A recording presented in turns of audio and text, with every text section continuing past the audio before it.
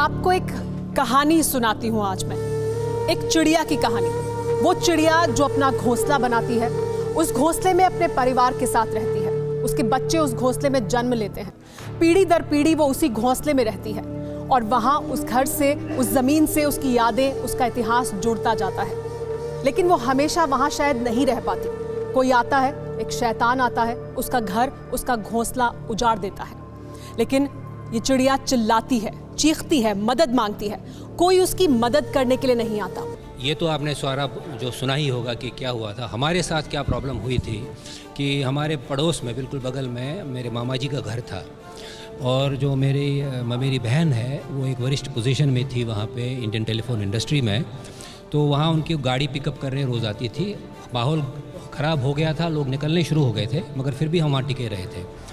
फिर क्या हुआ कि एक दिन वहाँ दरवाजे में खटखटाया किसी ने और दरवाज़ा नहीं हमने खोला, पर हमारा सर्वेंट बाहर निकला। जब उसको बुलाया वे बाहर निकलो, वो हमारा एक इष्टवार से हिंदू सर्वेंट था। तो जब उसने ऊपर से फलांग के देखने की कोशिश की तो उसको गोली मार दी। जब उसको गोली मार दी तो वो खून से लथपथ हो गया।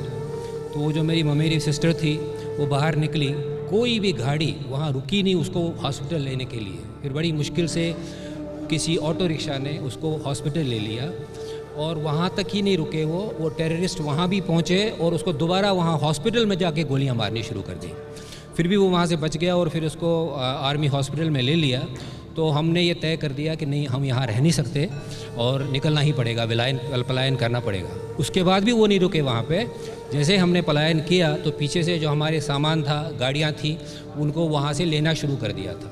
हम दिल्ली पहुँचे, हमें पता लगा कि ये लोग जो हैं हमारी गाड़ियाँ वगैरह ले जाने की कोशिश करें। हमने पुलिस आर्मी को बोला, आर्मी ने वहाँ से, मेरा भाई छोटा था वो भी साथ में गया, दूसरा भाई भी गया, वो गाड़ियाँ लेने के लिए गए।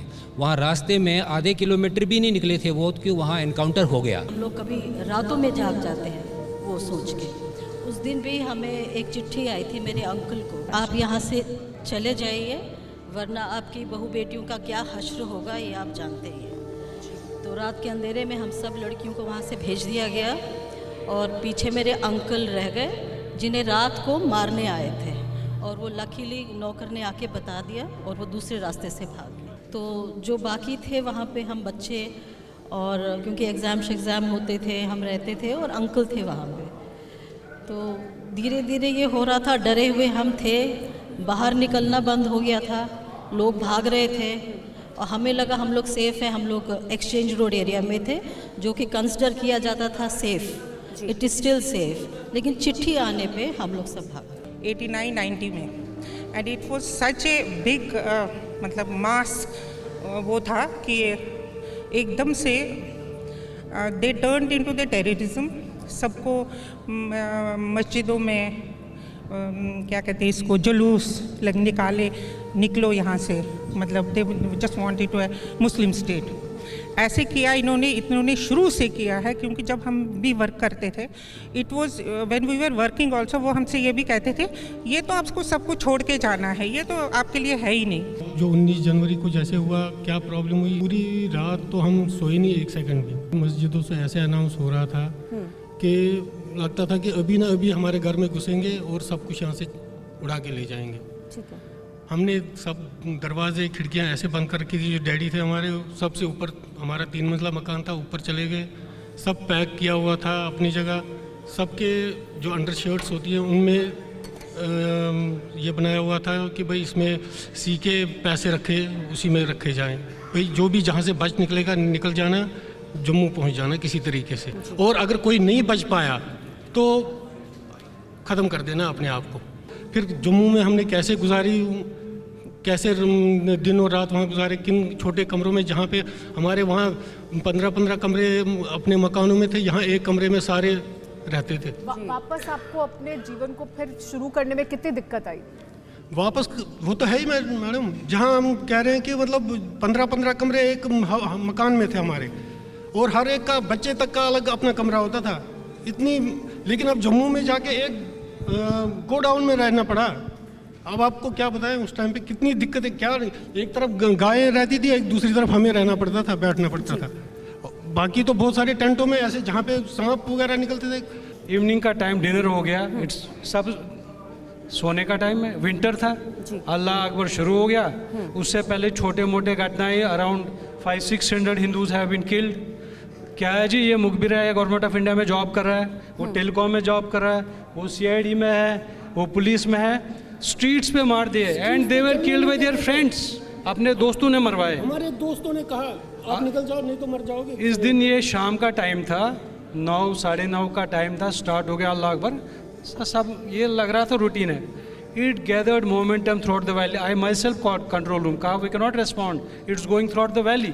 तो दहशत, it was total nightmare कि ये सच कह रहे कि ये पता नहीं था we'll survive till tomorrow, अभी कुछ हो जाएगा। क्राउड आ रही थी, क्राउड was numberless.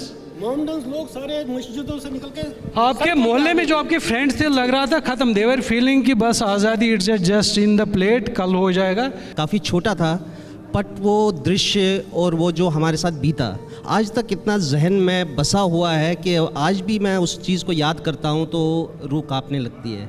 मेरे परिवार में मेरे फादर, मेरी मदर, मेरे ग्रैंड पेरेंट्स और मेरी 2 बड़ी सिस्टर्स, तो उस समय जो मस्जिदों से आवाज़ आई, रलियो मिलियो या गलियो, या फिर यहाँ क्या चलेगा निज़ाम मुस्तफ़ा, उस समय मेरे ग्रैंड पेरेंट्स इस सच्चाई को मतलब समझ ही नहीं पा रहे थे कि हम कहाँ पे क्या करना है, हमें कहाँ जाएंगे, किस हिसाब में जाएंगे। और उस टाइम पे हमारी सिस्टर्स को पहले भेज दिया क्योंकि हालात वैसे ख़राब थे। हम एक गांव में रहते थे, पहलगाम के पास में एक गांव है, तो वहाँ पे रहते थे। और उस समय इतना ज़्यादा दहशत फैल गया था कि हमारे गाँव में 10-12 मकान घर थे वहाँ पे। तो रात को हम लोग जो जहाँ पे जानवरों को रखते हैं, रात को सारी फैमिलीज़ वहाँ पे रहती थी कि अटैक हो जाए, कोई आ जाए, कोई इतना ज़्यादा डर था। और फिर एक रात को हम लोग वहाँ से निकल गए और वहाँ पे 2 इंसिडेंट्स हुए अनंतनाग डिस्ट्रिक्ट में। एक प्रेमनाथ भट्ट जी को मार दिया गया था और वहाँ पे कुछ मुस्लिम्स भी ऐसे थे जो नहीं चाहते थे कि कश्मीरी पंडित्स वहाँ से निकले। मुझे अभी भी जहन में याद है, हम उनको बोलते थे नब कॉलर। ये एक गांव में रहते थे, उन्होंने कॉल दिया था कि जब तक मैं ज़िंदा हूँ कोई भी पंडित यहाँ से नहीं जाएगा। हमारे जो दादा थे वहाँ पे, नानी, सब लोग जो थे वहाँ पे, तो वो लोग इस चीज़ को सोच ही नहीं पा रहे थे कि हमारे साथ यहाँ ऐसा हो सकता है। जिन्होंने 70 साल वहाँ पे गुजारे थे, 70 साल उन लोगों के साथ में रहते थे, खाते थे, पीते थे, उनके त्यौहार मनाते थे, वो हमारे त्यौहार मनाते थे। और रातों रात ऐसा क्या हो गया कि सारा कुछ बदल गया और हम लोगों को मजबूर किया गया वहाँ से निकलने के लिए। ऐसा हमारी बहन बेटियों पे, सब लोगों पे ऐसी क्या मुश्किल आन पड़ी है कि इन लोगों का पूरा माइंडसेट ही चेंज हो गया है कि नहीं, अब तुम यहाँ पे नहीं रह सकते हो, या तो तुम हमारे साथ मिल जाओ या तो यहाँ से भाग जाओ। तो हम लोग वहाँ पे छोटे छोटे कम्युनिटी सेंटर्स में रहे हैं। ये हमारी बदकिस्मती थी कि उस टाइम पे लाखों के हिसाब से लोग, मुसलमान लोग, इवन उनके मुल्ला हो या कोई भी हो, सब हर एक मस्जिद से, मैं कन्नड़ में रहता था, कन्नड़ के साथ में छोटे बाज़ार है जहाँ पे JKLF का चीफ रहता था, यासिम मलिक वगैरह, या यासिम मलिक नॉरी, एक और है जो चीफ इनका था, वो वही बिटकराटे थे, उसके साथ कन्यागर हवा कदर से सारे लोग यहाँ पे, हमारा एरिया कन्नड़ में था, जैसे जस्ट लाखों लोग सामने आ गए और यही नारे लगाए कि यहाँ रहना है तो निज़ाम मुस्तफ़ा कबूल करना है, और अगर आपको यहाँ रहना है तो आप यहाँ पे ज़बान पे एक ही नारा रखना है कि यहाँ पे आप सिर्फ मुसलमानों का साथ देना है। क्या कहना चाहती हैं आप, क्या कहना चाहती हैं, बताइए क्या कहना चाहती हैं? क्या कहना चाहती हूँ, कैसे इन्होंने हमें वहाँ निकाला वो हम जानते हैं, हम पर क्या बीती है। मुझे जिन्होंने वो किया है, चाहे उनके बाल बच्चे कनाडा में हो, अमेरिका में है, देखना उनके साथ क्या हो जाएगा। वो वहाँ से नारे दिखाएंगे। आपके साथ क्या हुआ था? हमारे साथ क्या हुआ पता नहीं था। जब घर से निकले कहाँ जाएंगे कुछ भी नहीं पता था। छोटे बच्चे थे मेरे, वो कहते हैं कहाँ जाएंगे। मैंने कहा यहाँ कश्मीर में बाढ़ आने वाला है, इसलिए हमें यहाँ निकलना है। कुछ भी पता नहीं था हमें कहाँ जाना है, वो हम ही जानते हैं कैसे क्या हुआ, कैसे हमने कश्मकश किया। बहुत कुछ हमारे साथ हुआ है, क्या क्या बताएंगे क्या हुआ। मेरी ये बिटिया तब 2.25 साल की थी जब मुझे इसको फीड कराना पड़ता था एक सीढ़ी पे, क्योंकि आप लोगों का ब्लैकआउट होता था वहाँ। आप अपना आगे का सोचते, मैडम आप क्या करेंगे। अब आप हमें एक हिंदुस्तानी कश्मीरी पंडित जो है उनके जुरिस्डिक्शन में ये नहीं है कि हमको मारा और हम मारेंगे। जब भी कश्मीर की बात होती है ऑन एन इंटरनेशनल प्लेटफॉर्म और Indian platform, it's always about कि वहाँ पे जो लोग रह रहे हैं उनके लिए क्या हो रहा है। My identity has been rubbed off. किसी को लगता ही नहीं है कि मेरी बात हो रही है। जब कश्मीरी वर्ड भी यूज़ किया जाता है, I am not, we are not included in that. That's the harsh reality of this country. That's my only problem. I don't know the politics. I don't know the details. मैं 5 मार्च 90 को निकली थी और 10 मार्च होली के दिन मैं यहाँ पहुँची थी। और आप पता नहीं बिलीव करेंगे कि नहीं, मैं एक टैक्सी में कर्फ्यू में निकली थी। मैं हर 10 कदम पे बिंदी उठाती थी, यहाँ लगती थी कि बेनिफिट ऑफ डाउट कि शायद मैं मुस्लिम हूँ मुझे, क्योंकि जगह जगह पे रोका जाता था। देखो देखो हिंदू भाग गए, और आर्मी कहीं रोकती थी तो मैं बिंदी वापस लगाती थी, नहीं हम जान बचा के जा रहे हैं। जो मैं कपड़े पहन के आई थी 5 को मैंने यहाँ चेंज किए हैं, क्योंकि लकली मेरे इन लॉज यहाँ थे, मेरी मदर इन लॉ यहाँ थी, तो उन्होंने जाके लाजपत नगर से पहले मेरे थोड़े से कपड़े ले आई, बोले बेटा पहले इसके साथ वेयर करते हैं। और उससे पहले हमारे घर में एक अमृतसर के सुनार रहते थे किराए पे, उन्होंने पूरा ट्रक किया और उन्होंने मेरी एज के थे, बोले भाभी चलते हैं। मैंने कहा नहीं बेटा कहाँ चलते हैं, मेरे हस्बैंड का जॉब यहाँ पर है, मैं क्यों जाऊँगी। परवाह देश की, सोमवार से शुक्रवार रात 10 बजे TV9 भारतवर्ष पर।